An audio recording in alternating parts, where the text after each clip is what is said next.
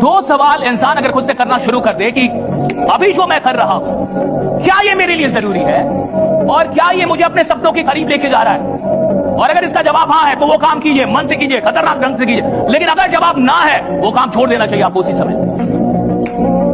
वो मोबाइल छोड़ देना चाहिए, वो जो देख रहे हैं छोड़ देना चाहिए, वो जो आराम से बेड में सोए आपको खड़ा हो जाना चाहिए, उठ जाना चाहिए, वो जो फालतू का बैठे हुए हैं आपको वो छोड़ देना चाहिए, कुछ करना चाहिए। बड़ा आदमी इस बात में बहुत समझदार होता है कि किस काम को प्राथमिकता देनी है और किसे नहीं देनी। लोगों को लगता है कि अरे मैं बड़ा चालाक हूं, देखो कम काम करके भी, ये देखो कितना गधा है जो इतना काम करता है, इसको इतने काम मिलते हैं, गधा आदमी है, इसको सेंस नहीं है, 4 काम ज्यादा कर, अरे गधा है, ठीक है।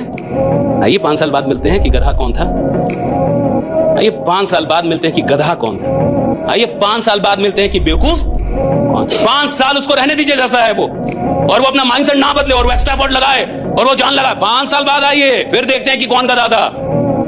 आप बात करते हैं, खेल नहीं बदलेगा। कंपनी भी देख रही है ना, कंपनी को भी लोग चाहिए, हर आदमी को लोग चाहिए, मैं तो कह रहा हर आदमी को लोग चाहिए। किसको लोग नहीं चाहिए, किसको नहीं चाहिए अच्छे लोग। आई क्वेश्चन इज, अगर आप अपनी जान नहीं लगा रहे, इसमें कंपनी का लॉस नहीं है, इसमें आपका लॉस। अगर कोई 3 साल अपनी गलतियों पे कंट्रोल कर ले और वो गलतियां ना करे जो उसको सच में पता है कि मुझसे ये गलतियां हो रही हैं और वो जानता है, और अगर वो 3 साल गलतियां ना करे तो लोग उससे मिलना चाहेंगे, लोग उसके लिए वेट करेंगे, लोग आपका इंतजार, सिर्फ 3 साल, 1000 दिन।